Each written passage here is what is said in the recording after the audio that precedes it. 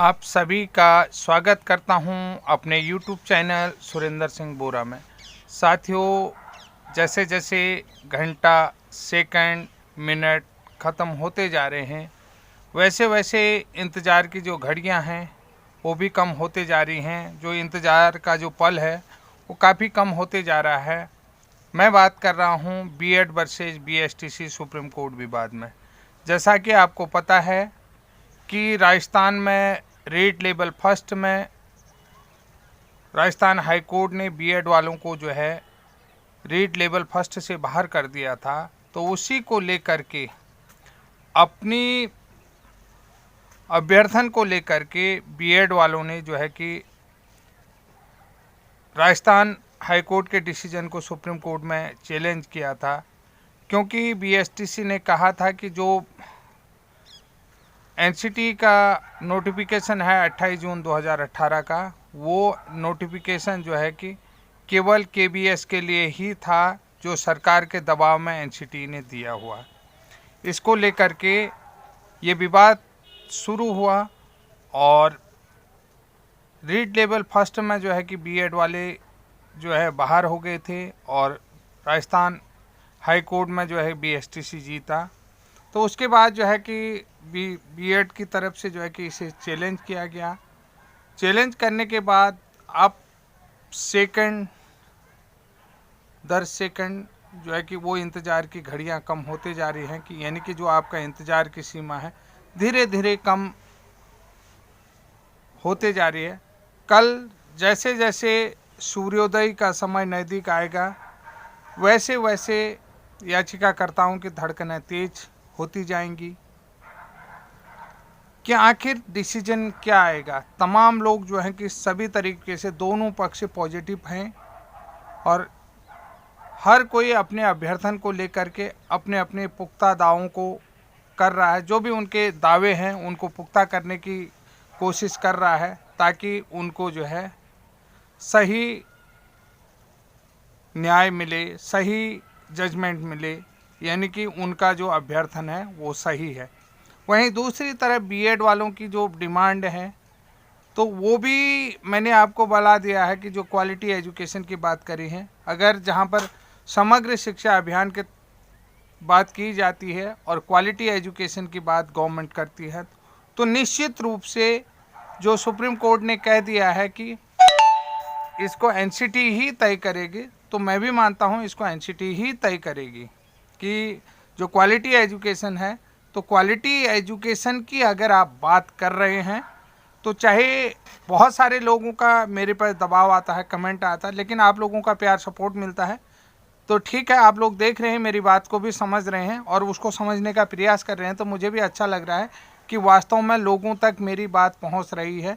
और मैं जो क्वालिटी एजुकेशन की बात कर रहा हूं, तो लोग उस क्वालिटी एजुकेशन को समझ रहे हैं, गुणवत्ता पूर्वक जो शिक्षा की बात कर रहे हैं, कम्प्रीहेंसिव एजुकेशन की जो हम बात कर रहे हैं, क्वालिटी एजुकेशन की जो बात हम कर रहे हैं, तो कहीं न कहीं जो एक चीज़ है जो सहभागिता शिक्षा की जो बात कर रहे हैं कि बीएड वाले नहीं, बीएड वाले जो हैं कि सहभागिता शिक्षा के मूड में हैं और बीएसटीसी वाले सहभागिता शिक्षा के पक्ष में मुझे नहीं लगे। बहुत सारे साथियों ने कहा था कि मैं कमेंट देख रहा था कि 95% जो बीएसटीसी वाले हैं वो ग्रेजुएट हैं। तो मेरा कहने का मतलब है, जब बीएसटीसी में ग्रेजुएट पास कैंडिडेट मिल जा रहा है, तो निश्चित रूप से जो बीएसटीसी की क्वालिफिकेशन है उसको ग्रेजुएशन कर देना चाहिए, जैसे हमारे यहाँ डीएलएड में करा हुआ है। तो हमारे यहाँ डीएलएड के लिए जो नॉर्मल क्वालिफिकेशन है तो वो ग्रेजुएशन है, तो इंटरमीडिएट क्यों रखा है? अपने इंटरमीडिएट को उसको हटा देना चाहिए। इसको भी किसी न किसी प्रकार से आपको चैलेंज करना चाहिए। ये भी मैं आपको बात बता रहा हूँ कि जब आप खुद कह रहे हैं कि 95% हमारे पास ग्रेजुएट कैंडिडेट आते हैं, तो 95% ग्रेजुएट आते हैं तो उसकी क्वालिफिकेशन ग्रेजुएशन करिए।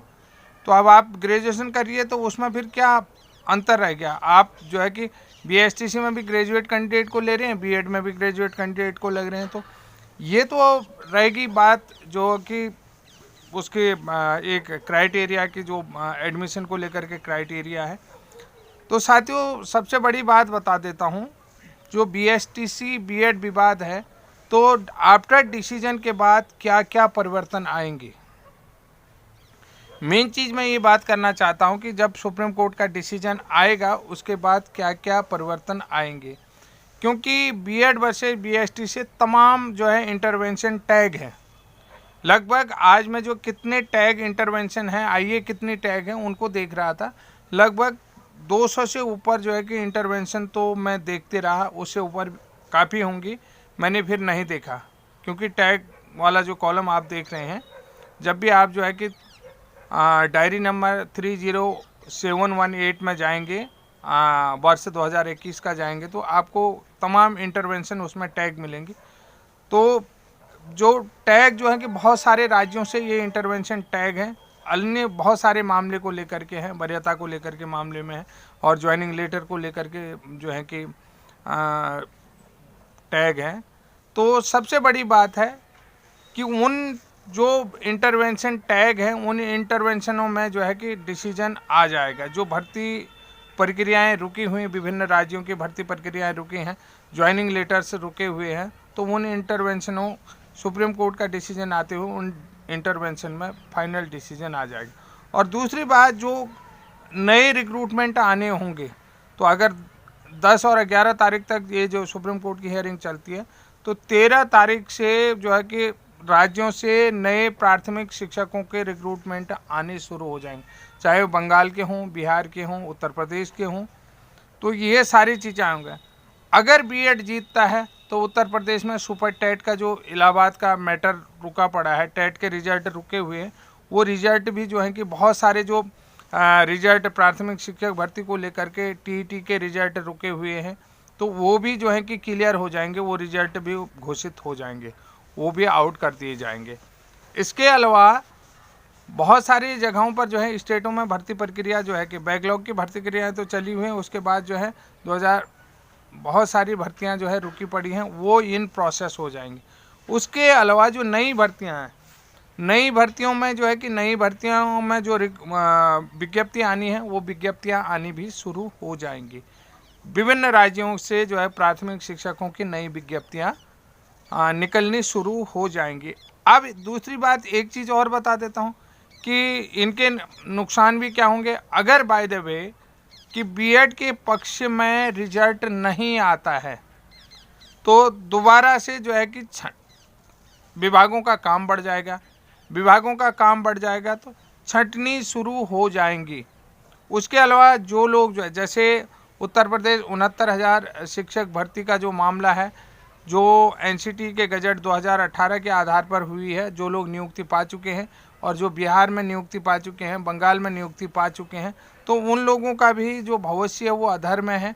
तो उन लोगों के लिए भी जो है कि फिर अलग से जो है कि नोटिस प्रेषित किए जाएंगे, क्योंकि अलग प्रत्येक व्यक्ति के लिए, अगर खुदा न खास्ता ऐसा न हो, वैसे तो होगा नहीं ऐसा, तो उन लोगों को लिए जो है कि उस पद को खाली करने के लिए या जो भी होगा, फिर एक नई जो है कि नई रणनीति के साथ नए केस शुरू होने लग जाएंगे, क्योंकि वो लोग जो है कि 2-2.5 साल से जो है कि नौकरियां कर रहे हैं। ऐसे ही उत्तराखंड में भी हैं, 60-70 लोग हैं, वो भी नौकरियां करने शुरू कर दी है, क्योंकि 2018 के बाद की जो भी भर्तियां हैं, तो उन लोगों को अगर जो एक तरीके से समन जारी किए जाते हैं, तो समन जारी करते हैं, तो इसका मतलब है कि विभाग में छंटनी हो जाएंगे और फिर से नई मेरिट लिस्ट बनाने, जो काफ़ी पेचीदा लग रहा है। बहुत सारे लोग जो है कि यूट्यूब चैनल में वीडियो तो बना दे रहे हैं, जो लेकिन आने वाली प्रॉब्लम्स और क्या प्रॉब्लम्स आएंगी, और अगर बीएड के पक्ष में जाता है तो प्रॉब्लम में नहीं आ सकती हैं, ये भी मैं आपको बता देता हूँ।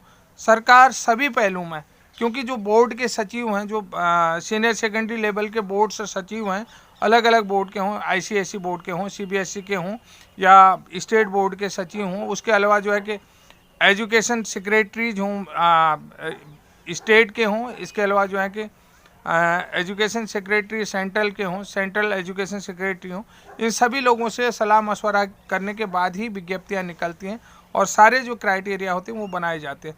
तो आपको मैंने बता दिया है कि अगर बाय द वे 1% मान के चलो कि बीएड इस केस को हार जाता है, तो आप देखिए कि कितनी दिक्कतें गवर्नमेंट के पास आएंगी, कि अलग से उन लोगों को जो आईए हैं, आईए के माध्यम से और उन लोगों को जो है कि जो नौकरी में 2-2.5 साल से नौकरी कर रहे हैं तो उन लोगों को दिक्कत होंगी, फिर उनसे छटनी होगी, फिर नई मेरिट लिस्ट तैयार करी जाएगी, फिर नए लोगों को देखा जाएगा, जो लोग अभी भर्ती प्रक्रिया में नहीं आए थे उन लोगों की भी देखी जाएगी।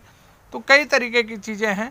तो ये जो है कि प्रॉब्लमेटिक हो जाएगा गवर्नमेंट के लिए भी, विभाग के लिए भी और अन्य लोगों के लिए भी। लोग भी जो है कि फिर अलग से जो है कि याचिकाएं सुप्रीम कोर्ट में भी पड़ेंगी, हाई कोर्ट में भी पड़ेंगी, तो ये विवाद फिर पुनः उलझ जाएगा।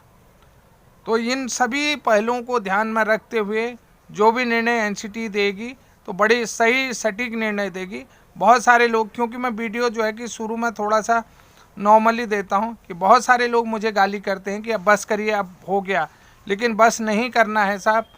एक चिंतनशील होना चाहिए अध्यापक को। चिंतनशील जब तक अध्यापक नहीं है कि उसके परिणाम क्या होंगे, उस परिणाम को नहीं सोचेंगे तो बहुत सारी दिक्कतें विभाग को भी देखनी पड़ सकती हैं।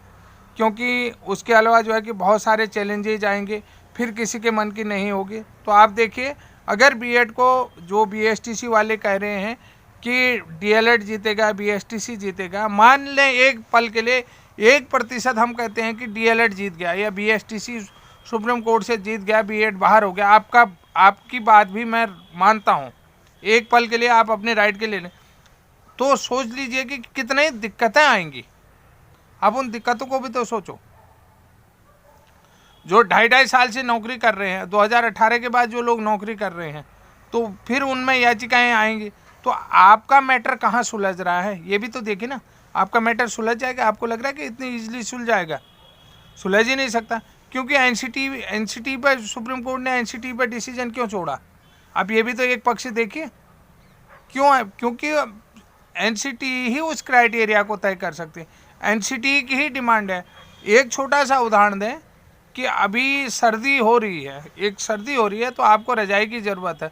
अब रजाई लेने के लिए आपके पास इतने पैसे नहीं हैं, तो आप जो है कि अपना एक शेड्यूल तो बनाएंगे कि यार रजाई की जगह एक कंबल बढ़िया वाला मोटा जो चल रहे हैं वो कंबल ले लेता हूँ, कोरियन कंबल ले लेता हूँ, तो उससे भी मेरा जो है कि जाड़ा निकल जाएगा। तो ये जो है कि एक क्राइटेरिया आप खुद तय करेंगे। ऐसे एनसीटी जो है कि कोई ये चीज़ नहीं है कि एनसीटी ने जो रिक्वायरमेंट बनाई है तो वो कोई ऐसा क्राइटेरिया तय नहीं कर रखा है, उन्होंने जो है कि परमानेंट जुगाड़ कर रखा है। आप ये सोच रहे हैं कि उन्होंने कहा ये टेम्प्रेरी जुगाड़ है, बीएड वालों को टेम्प्रेरी एलिजिबल किया। टेम्प्रेरी एलिजिबल किसी को नहीं करती है, सोच समझ करके होता है। तो आप लोगों का जो मैंने उदाहरण दिया है तो ये काम चलाने के लिए नहीं है। अगर, क्योंकि गवर्नमेंट क्वालिटी एजुकेशन की बात करती है, गुणवत्तापरक शिक्षा की बात करती है, तो क्वालिटी एजुकेशन कहाँ से आएगी? सेम कैटेगरी के रख दें तो सेम कैटेगरी में तो सेम ही चीज़ सीखेंगे। अभी बहुत जगह मैंने कहा कि education and culture relationship transfer एक पॉलिसी चली है कि मतलब सहभागिता, जो सामाजिक सहभागिता के अंतर्गत अदर स्टेट के, जैसे साउथ के जो है कि साउथ रीजन के जो है कि नॉर्थ रीजन में आते, ताकि जिससे हमारा जो कल्चर ट्रांसफ़र हो सके।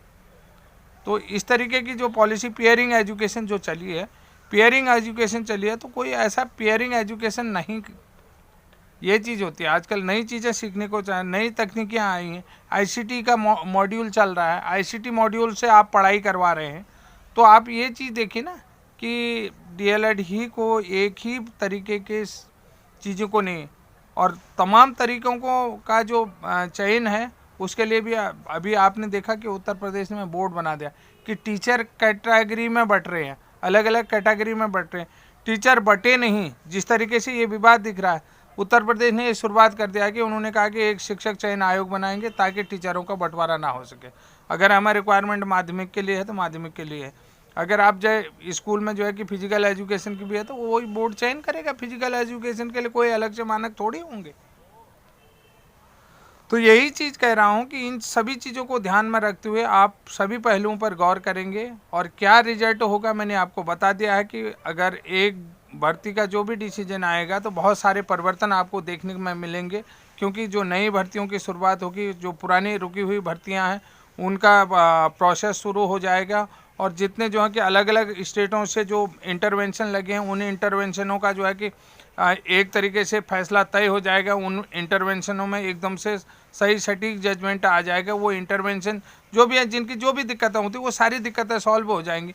अब एक पल के लिए जो है कि बीएड के पक्ष में नहीं आता है, तो बीएड के पक्ष में नहीं आ जाता तो कितनी ट्रबल्स हो सकती है, मैनी ट्रबल्स, तो कई तरीके की ट्रबल्स हो सकते हैं। उस ट्रबल में आप क्या करेंगे, क्योंकि छटनी होगी, लेबल में होगा, इतना थोड़ी विभाग के पास है, क्योंकि नया सत्र भी आपके सामने है।